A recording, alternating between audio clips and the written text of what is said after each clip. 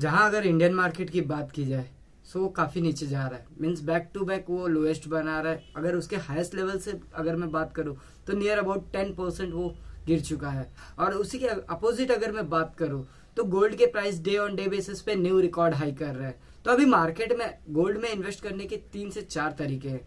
जैसा अगर बात की जाए तो एक है हमारा ट्रेडिशनल वे, अगर मैं बात करूं फिजिकल गोल्ड जो लोग अभी तक बाय करते आए हैं। और दूसरा अगर मैं बात करूं गोल्ड ईटीएफ्स में इन्वेस्टमेंट कर सकते हैं थ्रू म्यूचुअल फंड।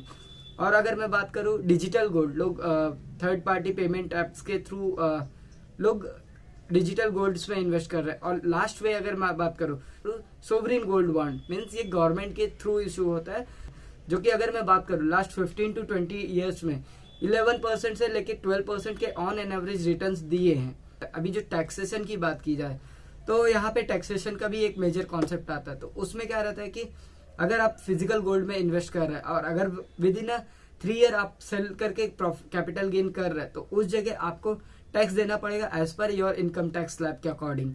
और अगर आप 3 ईयर्स के बाद अगर आप सेल आउट कर रहे हैं और जो भी आपका कैपिटल गेन हो रहा है सो उस पर आपको आफ्टर इंडेक्सेशन 20% का आपको टैक्स पे करना पड़ता है। और अगर मैं बात करूं अभी digital gold and as well as अगर मैं बात करूं गोल्ड ईटीएफ, ये दोनों में सेम टैक्सेशन होता है जैसा हमारा फिजिकल गोल्ड में लगता है। बट अगर मैं बात करूं सोवरिन गोल्ड बॉन्ड तो वहां पे एक आपको बेनिफिट रहता है कि आप अगर ये sovereign gold bond majorly 8 years के लिए रहता है जब भी ये इशू होता है सीरीज।